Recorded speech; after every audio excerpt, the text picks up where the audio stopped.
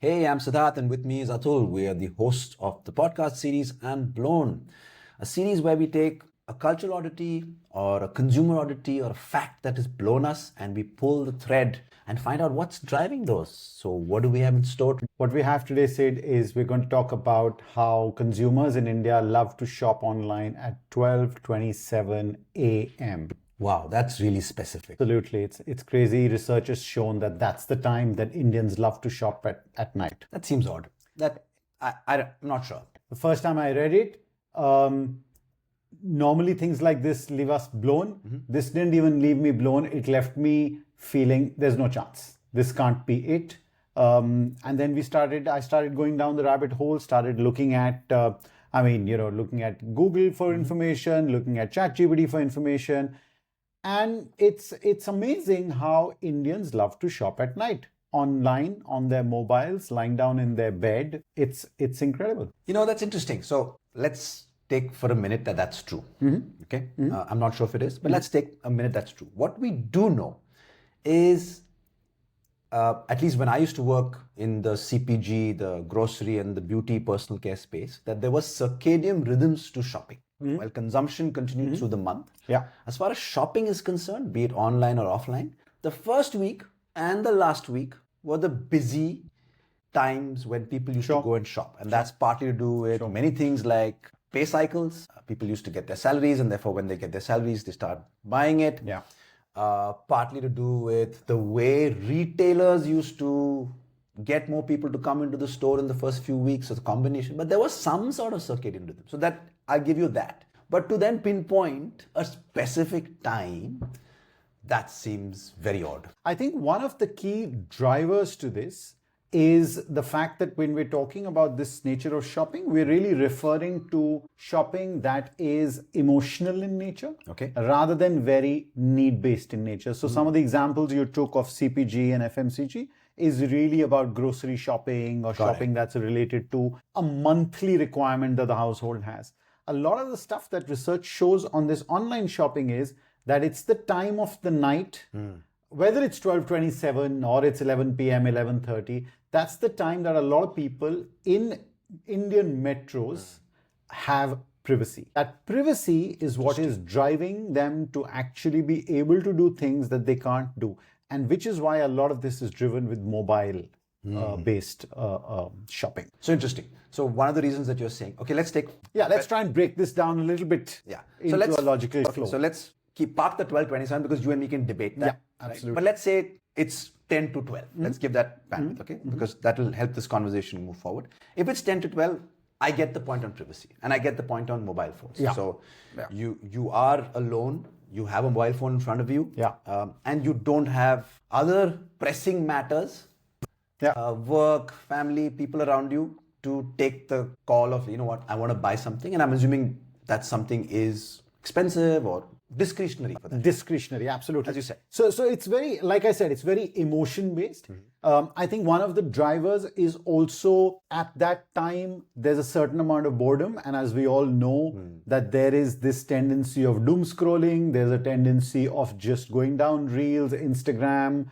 We don't have TikTok. So it's all about Instagram pretty much. So that converts into a certain feeling of, let me just check one thing, right? And we've all been down the situation where you're saying, oh, wait a minute, I had this thought of whether it's a pair of new headphones or it's a new apparently face serums and cosmetics are something that sell a lot at night. It's really not the grocery stuff. It's stuff that is on the borderline of what I need, but is very much what I want. So it's really about indulgence. It's about a personal indulgence that people are working on at that point of time.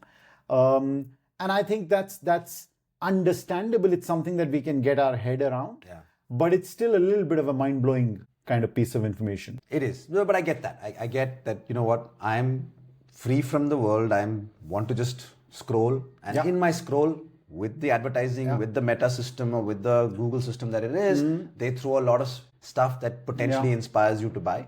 An inherent need that you had, or for that matter, an inherent indulgence that you wanted to move, and you bought it. But that does not explain electronics. That's not an indulgence. That is an indulgence, but it has to be a well thought through indulgence. How does it explain electronics? Well, it depends on electronics, as in, I mean, probably not a 20,000 rupee headphone. Probably it's a 1,000 rupee or a 500 rupee headphone, which, I mean, from what I hear, Gen Z is quite happy spending a couple of thousand rupees to buy a pair of headphones that they don't see as an indulgence. Fair, but I know that online, a large part of it, let's keep quick com aside because that's a more recent phenomenon, but the Amazon's ecosystem and the D2C ecosystem, a large salient category is high value electronic items. Yeah. A TV, air conditioning. That doesn't explain air conditioning. Definitely not. I think those are the things we may have to look into, whether that's actually coming in at that time or it's really only about the face serums and the smaller low ticket items, which are, I mean, a definition of low ticket to me here would be about 1,000 rupees. Got it. Give or take. That's the kind of number I would probably call low ticket here.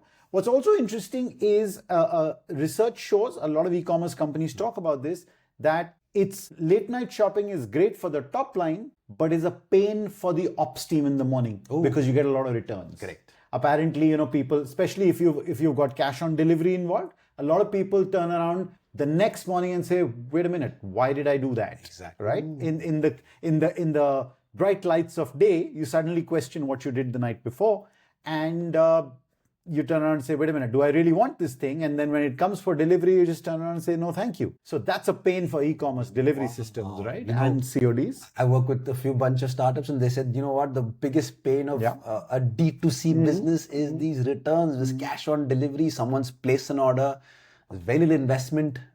You're right, it's purely emotional. Oh, you know what, let me try it. And then they wake up the next morning and say, I was just foolish. I shouldn't have bought it. I bought too many things. I need to return a few things as well. So very interesting.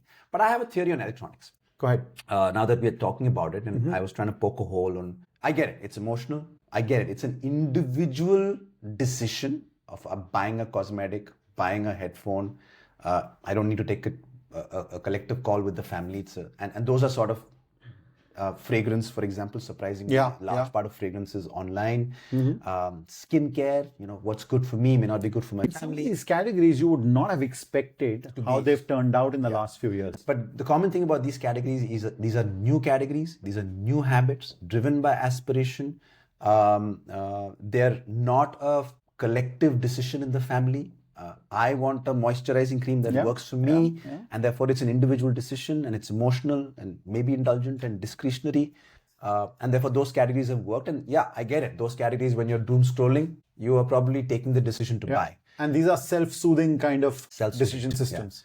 But what was in my head was, okay, that does not explain electronics. When I buy a TV, it's a collective decision in the family. And now that I think about it, if it's a collective decision in the family, in all likelihood, through the day, each one has its own thing they're doing. Someone's going to school, someone's going to work, someone's busy at home. The only time that people have to finally press the button and say, okay, are we ready to buy a 30,000 or 40,000 rupee TV is probably in the night. But this is diametrically opposite to the privacy thing we were talking about. So there are two different decision-making systems in play here. Yeah, that's interesting. And therefore, electronics is also a high-ticket item. You will compare prices. And a common utilization product. It's not like headphones, which I'm going to use by myself. It's a TV which the family is going to use, or at least husband and wife will be using together. And I can imagine collective decisions and the execution of that collective decision happening later in the day. Because you need the mind space, you need to discuss it. And once finally everyone's agreed, let's click and let's buy. So yes, I can understand electronics also being bought later in the night. What's also interesting is the cognitive resistance to making a purchase decision is lowest at this time. So people who've been through their whole day, have made their decisions, and here I'm talking about micro decisions. So you've decided what shirt you're going to wear in the morning, whether you're going to go to office in your own vehicle or you're going to use public transport, who you're going to talk to, what you're going to do. You're making a lot of micro decisions. So the night time is a time when the resistance is now broken down. You're really not in the mood to make too many decisions, and as a result, your decisions are faster, are more emotion driven rather than thinking driven. Apparently, a lot less price comparison happens at night. Oh, that's interesting. That's very interesting. I was shocked to read that apparently people who make 2 or 3 or 4 comparisons during the day at night tend to say, oh, you know what, this looks interesting. I really need to do something. I want to buy something. Let me just go with this. I don't know. it would be interesting to go deeper into this whole to figure out whether data really supports this anecdotal. Yeah, it's interesting. So, do you think that we are creatures of a circadian rhythm, which is say, listen, when I start the day is nice and open, but by the end of the day, I need to knock off the things to do. Funnel it down. So there is okay, you know what? I can hold back the decision to buy something to later in the day, but now that before I'm going to sleep, I need to act on it, and therefore, I'm going to now start rushing the decision and not over-intellectualizing. Finish the day with something feeling like, oh, I got this done. Kind of thing. Yeah, it's possible. The other thing apparently, so let's go a little deeper into that. I like that. I myself, actually, even before I knew this little factoid, I used to stop myself from buying things at night. Because I did feel that, you know what, I'm tired right now, I'm going to do something stupid. So let me put it into my shopping cart, which is actually another little episode we should think about doing later, how Indians use shopping cart like a shortlisting mechanism rather than actually a route to purchase, right? And I'm sure this is true worldwide, but apparently in India, it's far more than anywhere else in the world that people use it like that. So I will put it in the shopping cart. Correct. And I will say, you know what, I'm not going to pull the trigger on this one. We'll figure it out in the morning. But clearly, it is not necessarily true for a lot of other people. Maybe their form of pulling the trigger is, you know what, I just won't take it when it gets delivered. Maybe that's the way it works. Especially if it's something that you've been thinking about. I've been discussing with someone else in the family, if it's a family purchase. It's something that you've been saying that, you know, I really need a pair of headphones or want a pair of headphones, or, you know, I really like the headphones that guy had, or, you know, very interesting thing you mentioned on fragrances earlier, Sid. Apparently, and I'm not that generation. Young people these days have 4 or 5 different fragrances that they use for different occasions. It's called a perfume wardrobe. Did you know? Really? I had no clue about that. I found out. I'm cool. Really? I got it. It's called a perfume wardrobing or something of that sort. Wow. So that's something I read somewhere that, you know, 4 or 5 fragrances, and I can barely get through one. Or at least when I was young, you just had the one that, you know, and you kept changing, yes. Correct. But to have a perfume wardrobe is amazing. I do a bunch of classes, and I keep telling people that, you know, there are some categories that you can just buy online because there's very little asymmetry. You know the product, you know the brand, you know what you're going to get, like televisions and phones and so on and so forth. Fragrance is one of those things that you want to buy offline. That you should be experiencing. Because you want to smell it. Yeah, absolutely. But the statistic is almost 25 to 40%, somewhere there, of fragrances sold online. That's a huge number for a category where you want to smell and you want to know what the fragrance smells like, right? And before you buy it. And this, what do you say? It's fairly new. Of course, I get it. If somebody wants to buy an expensive fragrance, like a Davidoff, which they've used to buy, they just go online and buy it. But there's so many new fragrances. To experiment and to find new ones and to try. 50% of fragrances that are sold in this country are launched in that year. That means they keep. But so yes, consumers are getting familiar with buying online. Okay, good. So we got some consumer oddities. Now I'm going to give you another one. What if it's manufacturer driven? Here's a thought, and I've always felt this, right? I was looking to buy, we were looking to buy a television. And we were debating which television to buy. We were clear, we wanted to buy a 65-inch, but there were a bunch of brands. And, you know, when you're buying a television, they put so many things that you're like, what does this even mean? Yeah. But finally, when I bought it in the night because the marketplace told me, if you buy it in the next 2 hours, we'll deliver tomorrow. Right? Yeah. So there was there's a trigger. Trigger there. I say, oh no. There's a tipping point there. I don't want to buy it tomorrow because then I'll get it delivered day after, but I'll buy it today and then I'll get it tomorrow. So there is they nudged me to buy. And in fact, now that you mentioned it, I just realized, so there's an Amazon, what do they call it? The Great Amazon Indian Sale or whatever going on. There's one going on every second month. And they have these things called the 8 p.m. deals. Oh. Right? Which is an 8 p.m. deal that they announce on maybe a dozen or more items, which is a deal from 8 p.m. till midnight. So that's obviously somewhere someone has realized that this is the time people buy. Got it. So let me give an even better deal 8 p.m. onwards, which people can do till midnight. And, you know, the nudge again. So that's interesting. So there's definitely something that marketers have found as well, which they are trying to use as the tipping point over there. It'll be interesting to see Super. Very if interesting. the data from, let's say, a Facebook, which says, listen, when I show ads in the evening, I get better click attribution, which is click to sale, than, let's say, I do in the morning. I'm pretty sure Instagram would have that. We'll have that data. It'll be good to dig in and if anyone's out there and has that information, do share. It'll be good to see if there's a pattern. Very interesting to see some data supporting or not supporting this, because anecdotally we find that this seems to be the case, and it's been an interesting little finding for us. Yes. What's also interesting is that we used to do Mojo Box, as you remember, the sampling platform, and what we found through a lot of consumer research, conversations actually, I wouldn't call it research, is that women do a lot more shopping at night. Oh. And these are, when I say women, we were obviously we were talking to all age groups, and we found older women very often, and when I say older, I'm talking 40s and 50s, would often shop post dinner at night. And the reason for that was that the children are out of the way, the household chores are all done, the food has been, served and everything. Now I've got me time to do something that nobody's going to bother me. Now that you've probed on this one on me, one of the categories that does well online and is probably growing the fastest is fashion. And as far as fashion transactions are concerned, women do more transactions than men. So maybe that explains the woman in her free time actually is just buying what she really wants to buy in that sense. Yeah.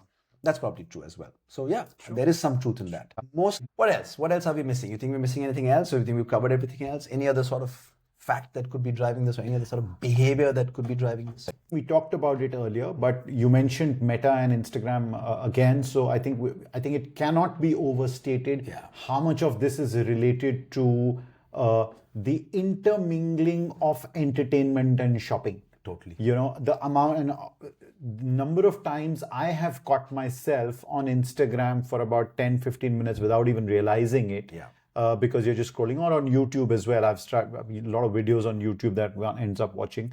And that intermingles so seamlessly with shopping options, especially D2C, whether it's, and D2C not restricted to FMCG D2C, but also things like headphones or clothes, t-shirts, this, that, and the other. March Tea you were talking about. The only reason I know the brand March Tea is because I saw it on Instagram at some point, right? That's become such a first level of discovery for brands now. And I think while it's expensive from a brand perspective, no doubt, but it's the gateway. And I think that the intermingling of entertainment, personal entertainment, because it's not like watching TV. Most Gen Z, Gen A, Gen Alpha are not even watching TV now, right? They're on their mobile phones or on any other personal device. And I think that is what is almost naturally driving this behavior as far as late night shopping is concerned. It's so emotional, it's so personal, it's so trigger happy. Yeah, almost. It is very trigger happy. Yeah. And that typical thing of the dopamine hit that you get, because entertainment allows you to go into purchase, and there's no dopamine hit like consumerism. Correct. That always is. One of the things a couple of years back you told me, they all talked about the zero moment of truth, which is, you know what? You no longer see a television ad, you build consideration, and then you finally say, okay, chalo abhi khareedte hain. Purchase point and all that. Now they're saying, you know what, there's zero moment of truth. Hit. And in most of my lectures and I would have said, you know what, I don't believe in it. I still think consumers are consumers, and they will still follow the funnel, and they will take their time to buy most things. There will be a few early adopters who are happy, who are trigger happy. But to your point, the system is making more and more people trigger happy. Yeah. And we're seeing that. Absolutely. So I'm eating my own words right now. I hope people who heard me 2 years back don't remember what I said. But it's true. Possible. Yeah. And I have to agree that more people are trigger happy now. I think what's happening is, and Amazon did this as well, because, so I know a lot of consumers, and I'm sure you know people as well, who actually search and seek information about products now first on Amazon. Before Google, before asking a friend, before anything, you just go to Amazon, look for it. And like you said, the funnel, right? It's just not what it used to be. Yeah. It's just changed completely. So if you sort of recap, there is this sort of evening emotional, less cognitive load, privacy, very, very clear space and very, very clear reason for why most people will shop online in the evening. I agree with you. I think there is a sort of pressure or let's say rhythm that we have. Say we can start the morning, we can explore, but by the evening we need to exploit and then land and buy. So I think explore and exploitation. Put the trigger rhythms, at the end of the day. Explore and exploitation rhythms work. I think that's another reason why most people buy in the evening. What else? What else did we pick on? We picked on there are collective decisions that need to happen for certain products. And in some situations, absolutely. The family gets together, campfire, we're sitting and chatting, and let's press the button on that. That was another sort of... another thing, and I don't want to explore a new thing, but this is kind of a distillation of something you said, which is that I think there is also a factor of people are just buying more. Right? So there is a tendency that the decision making between consideration and purchase is a lot less. Okay. So as a result, now this is not necessarily to support the nighttime thing only. The way I'm connecting is that at night, your cognitive load is less and your overall tendency to buy is greater. Okay. So the chances of the decision are greater now than they were probably 10 years ago. And of course, like we keep saying, Sid, it's so much easier to buy things now. Yeah. 10 years ago, if you wanted to buy a TV, the friction involved was so much more. Unbelievable. Today, the friction is pretty much zero. You click a button and it'll land in your home tomorrow morning. Absolutely. So I think, and of course, the point you made earlier about the fact that marketers are also driving decision making with this, buy it in the next 2 hours and you'll get it tomorrow, or late night deals and things like that, or emailers that you get, or WhatsApp messages you're getting late in the evening, which is triggering the purchase behavior. So there is a marketing drive to this purchase behavior as well. The other point I think was a very valid point that you made, which is the entire ecosystem is making people more trigger happy. So be it the Meta ecosystem, be it the Google ecosystem, be it the fact that we are engaging a lot more on this platform and we're getting more trigger happy to do it. I think that's driving a lot of sort of transactions in the evening as well when we are browsing. Good. That was interesting. What fun. That one thing that I wanted, which I might regret tomorrow morning, but what the hell? I'm glad we're doing this podcast in the morning when you have you're free, you're exploring. We're still in the exploratory phase, not exploiting yet. Absolutely. Wonderful. That was an exciting conversation.